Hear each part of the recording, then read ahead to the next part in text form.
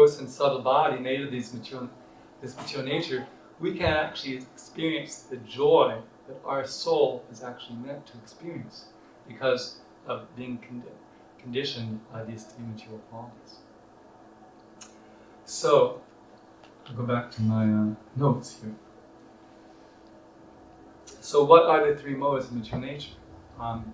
So this literature, Bhagavad Gita, and these other Vedic writings are in the Sanskrit language. So they have Sanskrit names. Sattvam, which means goodness. It's actually, when they translate it into French, it's called virtue, which I think is probably a better name for it even in English. And then Raja, which means passion, and Tama, which means ignorance. And there are three forces that you see in nature. Whenever you encounter creation, that's the product of the mode of passion. When you encounter destruction, that's the product of the mode of ignorance. And maintenance is done by the mode of goodness. And there's different, in the Hindu tradition, every force of nature has a deity who's controlling it. So Brahma is in charge of the mode of passion, Raja, and creation. Lord Shiva is in charge of the mode of ignorance, Tama, of destruction. And Lord Vishnu is in charge of maintenance, which is a lot harder to do than either the creation or the destruction. And also Vishnu is the source of Lord Brahma, who's the source of Lord Shiva. So Vishnu is actually, although he's playing the role of the maintainer, he's actually the source of the creator and the destroyer. So really he's the sort of supreme being behind everything. So why is it important to understand these modes of material nature? Because some of them promote spiritual elevation and some of them distract us from spiritual elevation. This mode of goodness, sattva, promotes a spiritual search. And you are all here today because you are somewhat in the mode of goodness. And therefore, you're interested in spiritual development. Whereas some people think spiritual development is just a bunch of bunk. It's all imagination, mythology, whatever. And they're actually in the mode of ignorance. Because this human form of life is an opportunity for spiritual inquiry. The animals, they don't have advanced intelligence. You don't see animals meditating, offering prayers, performing yoga, things like that. And the plants are even more constricted than the animals. Although we're all souls, because of the different bodies we have, our consciousness is more or less covered. In the plants it's most covered, it's less covered in the animals, and it's much more developed in the human beings. But even within human society, there's people who are very much covered by the mode of ignorance. Like one of the qualities of the mode of ignorance is to be completely unconcerned with how much trouble you cause to other people. So there's some people who really don't care how much trouble they cause to other people.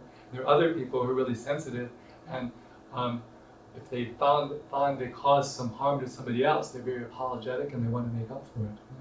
So the people who don't care about how much trouble they cause to others, I was thinking a lot about that Middle East war. The Hamas people, they didn't care how many Jews they killed, and then the Jewish army doesn't care how many Palestinians they killed. So this is the mode of ignorance, when you don't appreciate the value of life. So it's good to know these three qualities of material nature, so we know whether we're actually moving in a spiritual direction or actually we're moving in a material direction. So basically, what else I want to say? So let's go back to the picture again, and we'll talk about some of these qualities. So that's the second one. Actually, I got too many things.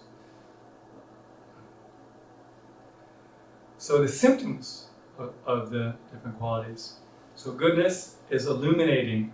Somebody who is very enlightened, has knowledge, has an idea of a spiritual entity, that we have an existence beyond the body. That's the mode of goodness.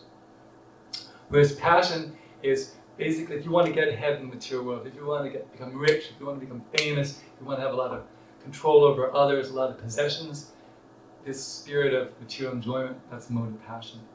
And then mode of ignorance is, there's different features of it. One is lethargy, like sleep. Another aspect is illusion, like you're completely out of touch with reality, like somebody who's mad, stark ready to be mad, or mode of ignorance.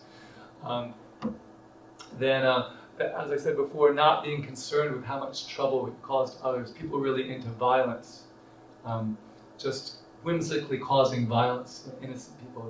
That's pure the mode of ignorance. So then, it's described that we're conditioned by these modes in different ways. We're conditioned by goodness to feeling happy because we actually do good things happen to us, and because we have spiritual knowledge, we're not disturbed by all kinds of things that aren't actually insignificant and unimportant. So we're more peaceful and happy. Whereas somebody in mode of passion, they're conditioned by always trying to get ahead. So we heard of the rat race. Somebody told me a nice joke. Even if you win the rat race, you're still a rat. That's Janananda Maharaj of the UK. So there's this striving for material supremacy. People think that if they get more, like he who dies with the most toys wins, right? But actually, that doesn't actually work, because no matter how much you attain, because you're situated in this mode of compassion, you always want more. No matter how much money, if you have $1 million, you want $2 million. And so sometimes people actually burn out on this. My favorite example is George Harrison. He was very successful in his career. He had a lot of money, he had a lot of fame, but he wasn't completely happy. And therefore, through Indian music, he got into Indian spirituality, meditation, and he actually ran into the Hare Krishnas, and he started chanting Hare Krishna, and he felt some satisfaction that he hadn't encountered through his perfection of the musical career, through his accumulation of wealth, and from becoming famous. He felt some internal satisfaction from the chanting of Hare Krishna, and he donated $19,000 to print the Krishna book, and bought us a property 45 minutes outside of London.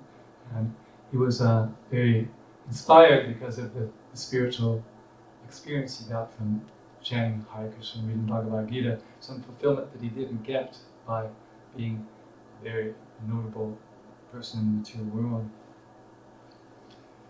So there's another feature of these modes of material nature is, I said we're a soul different from our body. So when this body wears out, we get another body. So what kind of body we get is determined by which mode of material nature we're conditioned by. So another arrow here, right?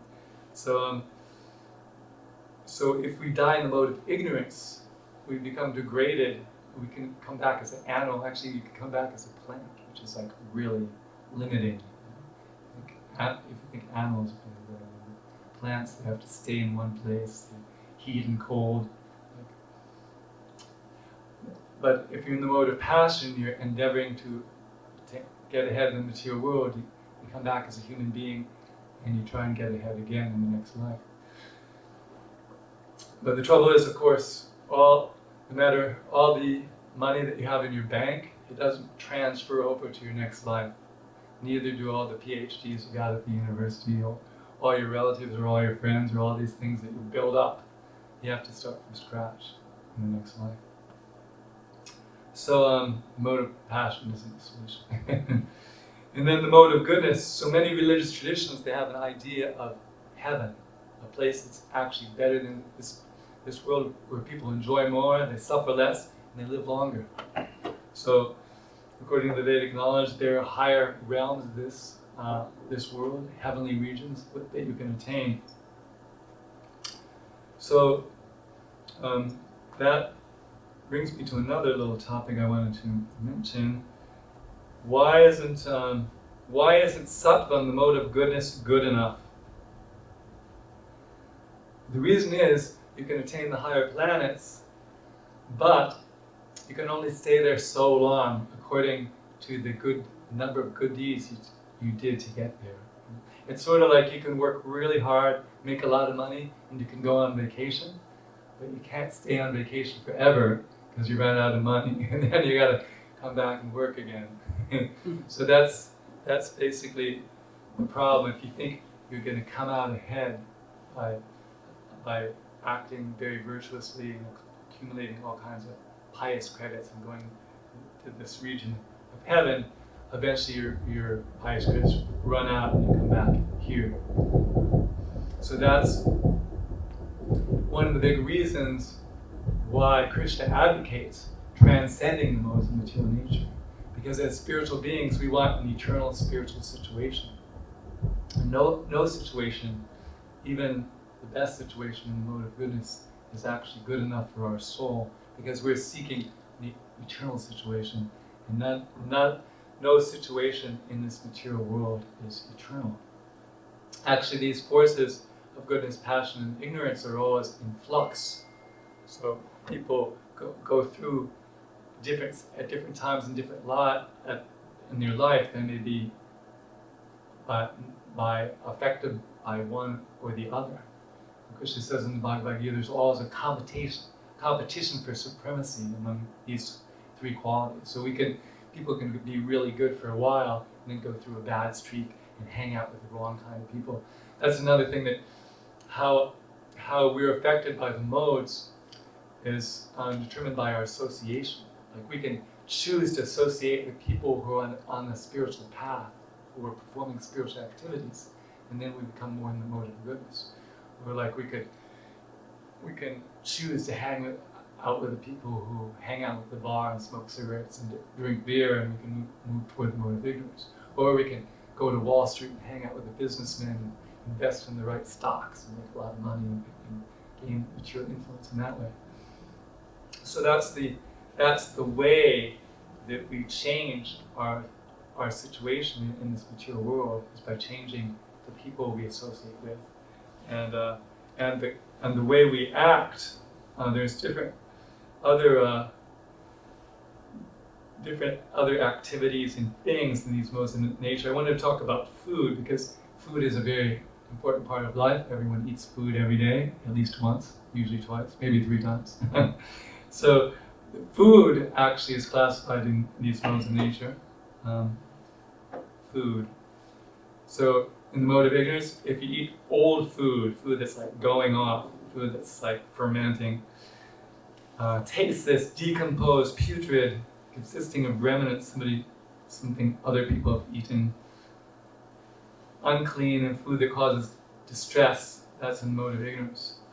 Then you have food in the mode of passion. It's too bitter, too salty, too hot, pungent, dry, burning, causes disease, misery, or distress, misery, or disease. So sometimes we eat food that has a lot of chili in it, and some people think it's really good, and other people, it burns their tongue so bad they can't appreciate the whole rest of the meal, right? So people in mode of goodness can appreciate food in mode of passion. But Krishna advises we can't act on the transcendental plane beyond the 3 qualities, that we act in the mode of goodness. And food in the mode of goodness, it increases your duration of life, purifies your existence, gives strength, health, happiness, satisfaction, juicy, fatty, wholesome, pleasing to the heart. Wholesome is mentioned twice in that. Pure, obtained without difficulty. So we should actually the purpose of food is to nourish the body so that we can actually perform our activities in life, especially our spiritual activities, because that's the key feature of this human form. As I mentioned before, the animals and the plants, they're not able to choose to embark on the spiritual path, whereas we are. So, let's see. Knowledge is another important one down here at the bottom. So knowledge in the mode of ignorance, one's absorbed in one kind of activity as everything. And basically, basically somebody who's just trying to get it, just trying to survive. That's basic knowledge and mode of ignorance. And then that knowledge where people, they see different life forms and they see them as distinct. There's human beings, there's animals, there's plants, there's men, women, blacks, whites, Americans, Russians, Jews, Muslims. They see different types of entities and different bodies. Basically, they see them. They don't see the underlying spiritual oneness of everything, and respect all creatures, but they divide creatures by their external qualities, and they treat them differently. They favor some, and they cause trouble to others. In this way, they have a vision of duality. That's the mode of passion.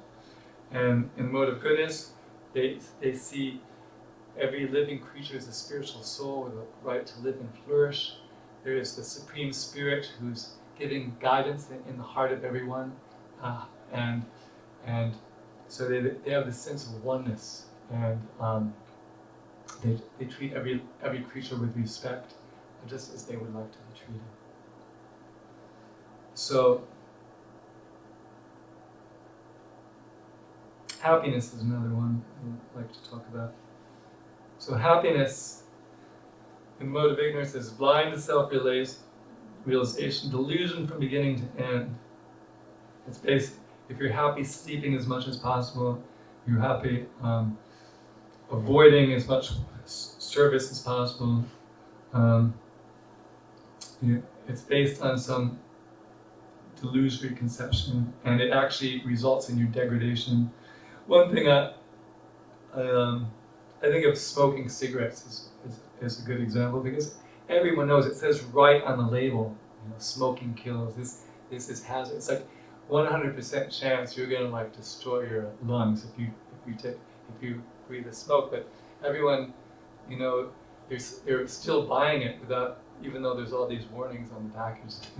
And my mother's 99 years old, and she gave up smoking when I was a kid because she thought it was a bad habit and she didn't want her kids to develop it. But her sisters, they continued smoking, and they all died in their 70s, and my mom's 99. I just went to her 99th birthday back in September. So to think that you can become happy by performing an activity that's destroying your body, that's the mode of ignorance. So in different things like alcoholism is also, people think that people have a lot of problems, so then they start drinking because they feel better, right? But then they have another problem. They become alcoholic. So they have all the problems they used to have, plus they have another problem because they thought they were going to solve their problem. So that's mode of ignorance. So then in happiness mode of passion is based contact with the senses and their objects.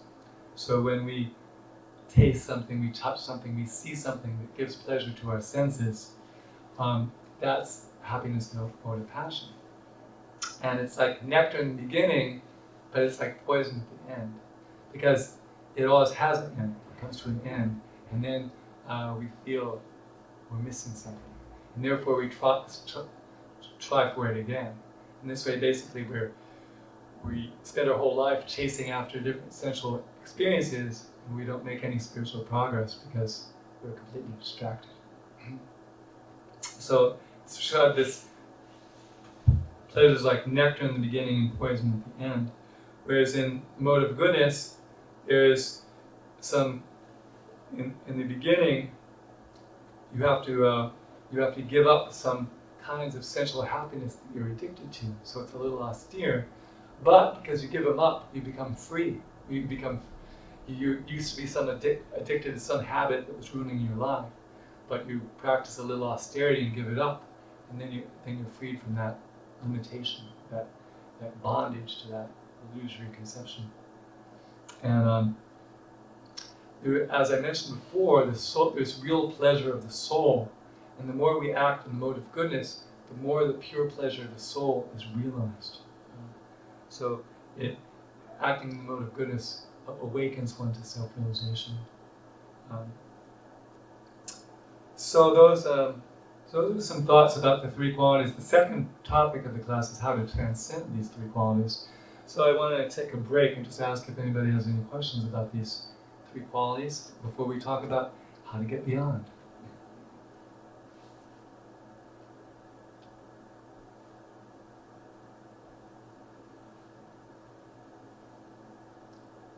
Okay. Oh, yes? Is it possible to be operating in all three at once? That's a good question.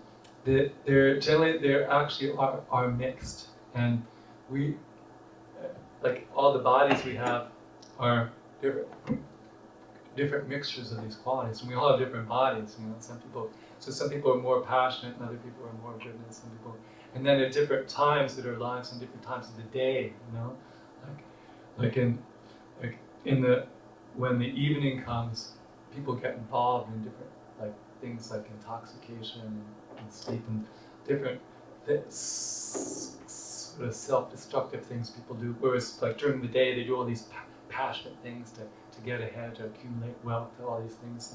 And then in the morning is the best time for meditation. Meditating, being peaceful, contemplating, because it's before the day has started and you have a little free time before the rat race starts, basically. So yeah, they are mixed. Because I'm a techie, these nice colors on the screen actually, they're made out of red, green, and blue in different percentages. There's 256 shades of blue, red, and green, and therefore your screen has 16 million colors.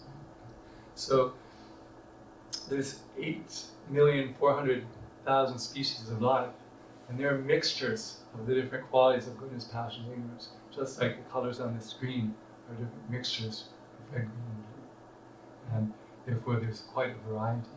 And then within each species, there's the individuals have their individual combinations. So they are mixed in different ways. And therefore sometimes people have some really good quality, although they have some really bad qualities too. And sometimes some people have really good qualities, but they have bad qualities too. So, any other questions? Yes, sir. Food.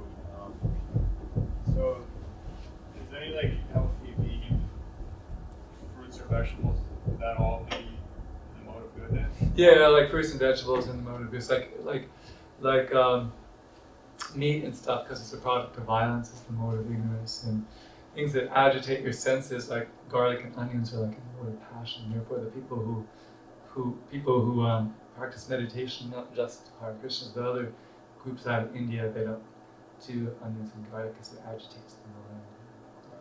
Although they do have some medicinal uses, which I recognize.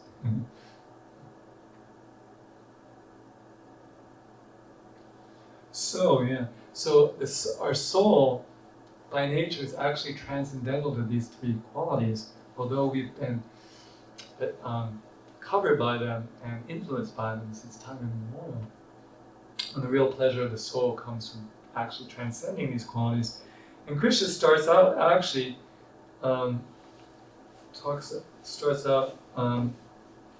in chapter 2, which is the second chapter. Right in the beginning, he tells Arjuna, Trigunya Vishaya Veda, nice Trigunya Vavarjana, Nirvanda Nityasattva Stonya Yoga Shrematman. The Vedas deal mainly with the subject of the three modes of material nature. Arjuna, become transcendental to these modes, be free from all dualities and from all anxieties for gain and safety, and be established in itself. So we can learn from this statement that it's possible to transcend these modes. Sometimes we are so bogged down by these modes, we wonder if it's possible to transcend them at all. But Krishna is very optimistic about it, and he tells Arjuna just to do it. And there's these shirts that say, "Just do it." Just do it. Just transcend the modes, Arjuna. So one reason it's good to know what the modes are is you can see how well you're doing at transcending. And he also gives some clues here that the dualities that we experience are products of these modes. happiness, distress, heat, cold, honor, dishonor. These are all material qualities, and our spiritual self is a blissful creature. It's beyond all these material qualities. Actually, I have put up here on the board, but there's some nice verses that talk about the transcendental situation of the soul, and which is basically a state of samadhi where one's completely on the spiritual plane. And this is a nice description in chapter 6, which is called the Yoga of Meditation, which tells a spiritual position. In the state of perfection called trance or samadhi, one's mind is completely restrained from material mental activities by practice of yoga. So by this yoga practice, we get beyond all material conceptions. This perfection is characterized by one's ability to see the self by the pure mind and to relish and rejoice in the self. So we can actually see our spiritual nature when our mind is pure. So the whole practice of spiritual, all different kinds of spiritual practices that are out there are actually meant for the purpose of purifying our mind so we can see the pure self. In that joyous state, one is situated in boundless transcendental happiness. So I talked about the three kinds of happiness in the modes. So there's another kind of happiness, boundless transcendental happiness. Sounds like a good deal, huh? Realized through transcendental senses. So our soul has transcendental senses. Right now our senses are covered by the senses of the material body. We actually have spiritual senses. And by perfecting our spiritual practice, we can actually experience this. Established thus one that never departs from the truth. So this mode of passion we were talking about before is like nectar in the beginning and poison at the end. But this samadhi, one never leaves this state of spiritual ecstasy. One's permanently situated. Upon gaining this, he thinks there's no greater gain. So every once in a while, we have a really peak experience and we think nothing could be better than this. But this is a feeling like that continues for the rest of our life and then continues after our life. So it's the ultimate good experience. Being situated in such a position, one is never shaken even in the midst of the greatest difficulty. So even the greatest difficulty, you could say, is the time of death, actually, when our soul leaves this body that we've been attached to for so many years. But if you're actually spiritually situated, it's actually just like changing clothes. When your clothes wear out, actually I have two dhotis that have holes in them, and they're wearing out. It's a traumatic experience, but I think I'll recover. I'm going to have to buy 2 new ones and dye them orange. But so for a self-realized soul, changing their body is just like changing clothes, which he mentions that in the meaning. So that's a pretty elevated state. Right? There's a story in the Srimad Bhagavatam about a saint who was approached. It was said that his bones could be used to prepare a certain weapon that these people wanted. So they came to ask the sage for his bones. So in order to give him his bones, he would have to give up his body. But he was so spiritually elevated, he teased him a bit for a while, and then he went on with it because for him it really truly was just like changing clothes. So that's a very high level. It's not easily attained. So being situated in such a position, one's never shaken even in the midst of greatest difficulty. This is indeed actual freedom from all miseries arising from material contact. And another verse that talks about the spiritual state, which I like, which I will, if I can see my device here.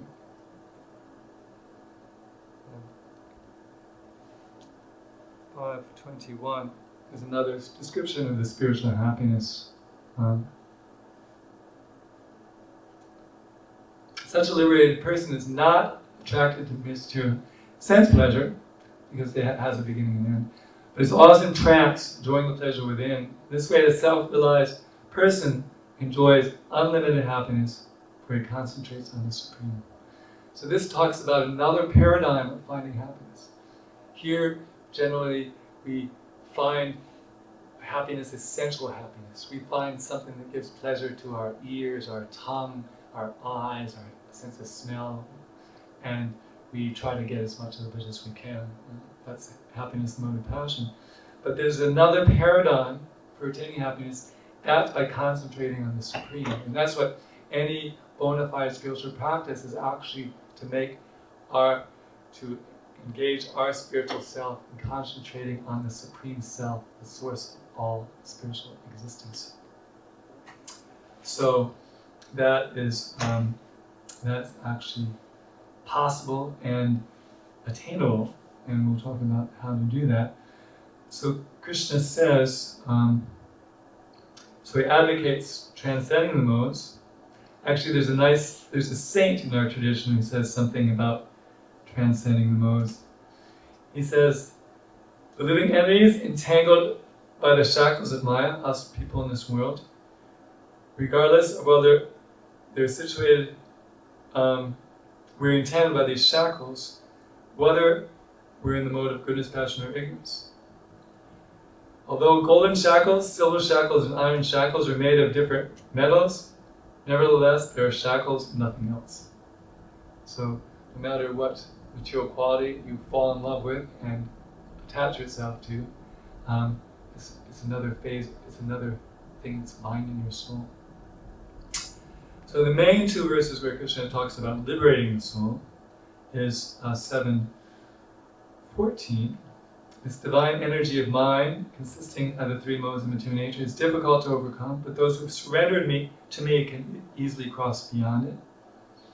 And in chapter 14, text 26, one who engages in full devotional service, unfailing in all circumstances, at once transcends the modes of material nature, thus comes to the level of Brahman, which is that spiritual, joyful state that I mentioned before in those other verses. So, by engages in these acts of devotional service, such as chanting Hare Krishna, such as studying the Bhagavad Gita, such as eating food that has been offered for sacrifice, these and many other devotional activities, they help us transcend the material influence. And basically, it's the more we can absorb ourselves in these divine spiritual activities, the less we are affected by the three qualities of material nature. And so it's really up to us. We can be as transcendental as we want to be, based on how dedicated we are to the practice of these activities of devotion. And the main one we do is we chant this Hare Krishna mantra, which is a spiritual sound vibration that brings us in touch immediately with the spiritual energy. And if you actually experiment with it, you can see you can attain a very spiritual state very quickly by absorbing your mind in the sound vibration. And you can become transcendental to these material influences. One story that illustrates that is, there is one person who was getting interested in this path of Krishna consciousness. He was a college student, but he was poor, as many college students are, and he couldn't afford to rent his own apartment. So he had to share an apartment with somebody. And the person he shared an apartment with, he got drunk on the weekends, and he was an atheist. So this is the mode of ignorance, actually. No interest in spiritual elevation and attached to intoxication. And whereas he was trying to cultivate the mode of goodness, freedom from intoxication and developing attachment to the Supreme Being. So they're completely incompatible. So this would be a case of bad association. But because he was poor, he had no choice. But because this person who was becoming interested in Krishna consciousness, he supplied the stereo for the apartment. He could play whatever music he wanted, because it was his stereo. So he played, there's one celebrated kirtan person in our movement called Aindra movement. If you look for Aindra Kirtan on the internet, you can find many very melodious and upbeat, lively kirtans by this Aindra. So this guy would play these Aindra kirtans like hours a day. And after a few weeks, his roommate lost the taste for drinking beer. So that's very amazing. Like you hear of students like having hangovers, you hear of students getting drunk and like throwing up but they go out the next weekend and do it all over again. But this guy, just without any plan, just by hearing these, kirtans, this Aindra that his roommate was playing, lost the taste for drinking beer. And so his roommate said, well, maybe you're becoming purified. He says, what is this philosophy? Can I read your Bhagavad Gita? So he read the Bhagavad Gita and he decided he believed in God after all. So that there he went from the the mode of ignorance to the mode of goodness just by hearing this transcendental sound vibration. So it's very powerful because he had no desire to.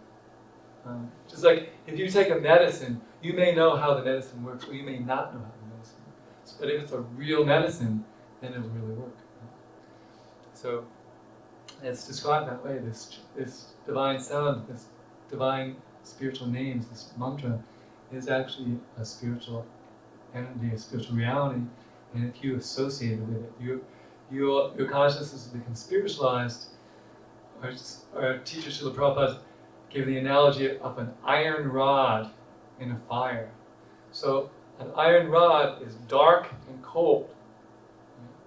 But if you put it in the fire that's illuminating and hot, long enough, it'll become red hot, it'll become yellow hot, it'll become white hot. It'll become illuminating and hot, just like the fire was, because it's assumed these qualities from the fire. It's taken on those qualities. So if our mind is connected to this divine spiritual sound, it'll become spiritualized, and it'll become purified from ignorance to passion to goodness, and then actually transcend goodness.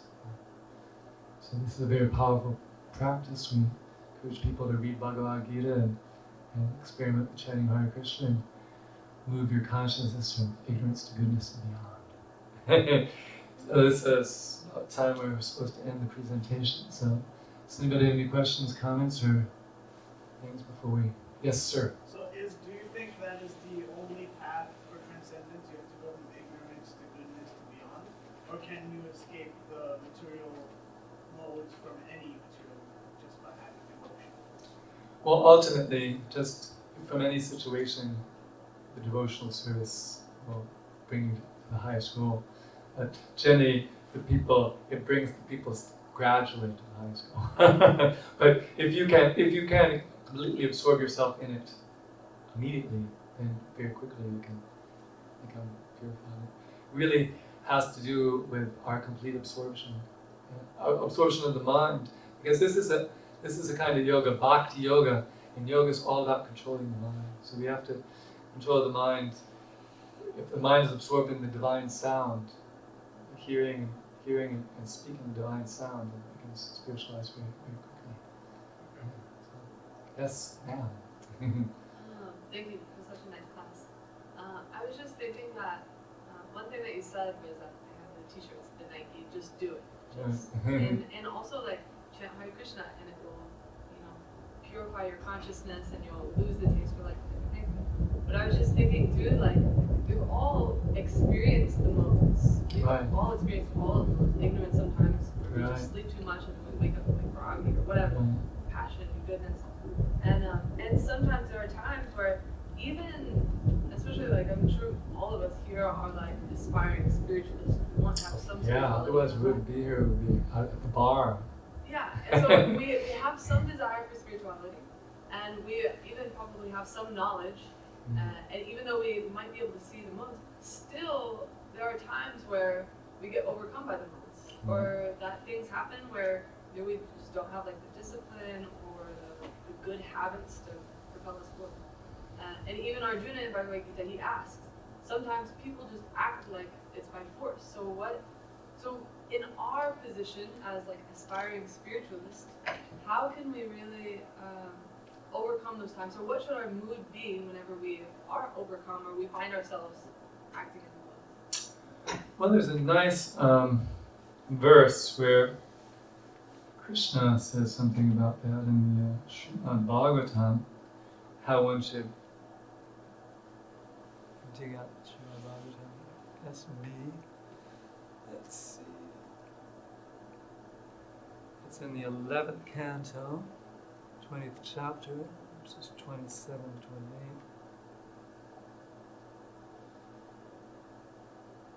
So this is Krishna's advice for the person who is challenged in the way Janaki Devi Dasi is describing.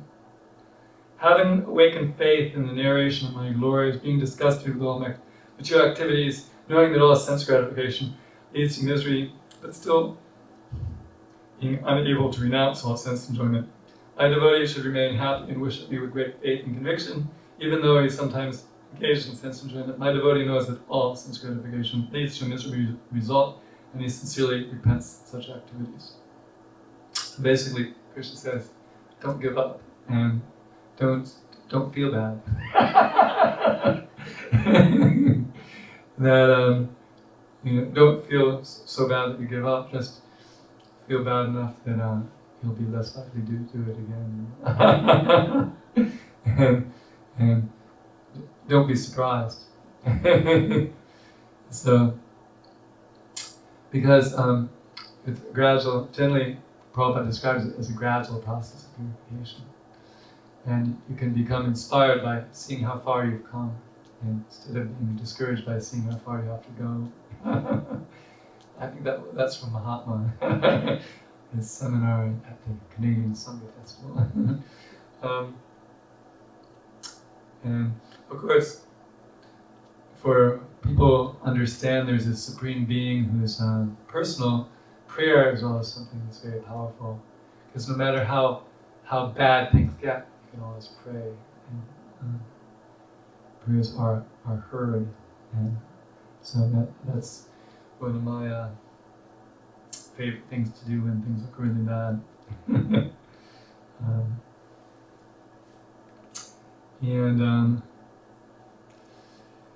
To really become, if you're bound, right, if you're tied up, right, you have to be untied by somebody who's not tied.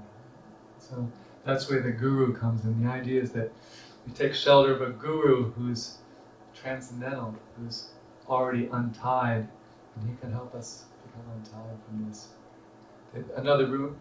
These three modes of material nature are called the gunas, and another meaning of guna is rope.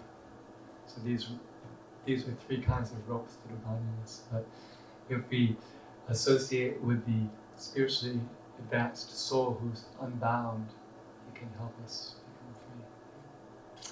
So we really should end, I think, otherwise. But you can talk with myself and other people who are familiar with this philosophy during the prasadam. We have a little more singing, right, before we... Are you the announcer now, or is it... Okay. Take it away. I just want to say thank you to Krishna Kripa Prabhu. Maybe we can give him a round of applause.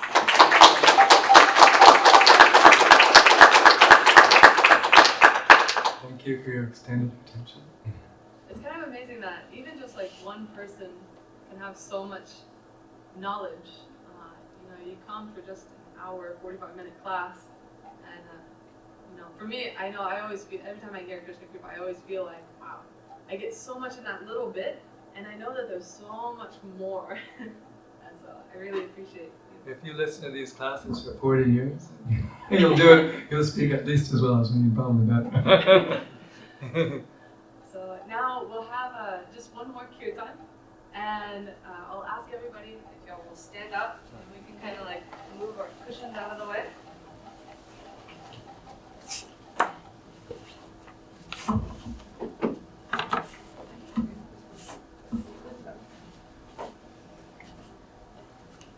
Do you want the picture of Radha Govinda? Or? Yeah, we can put that up. That would be wonderful.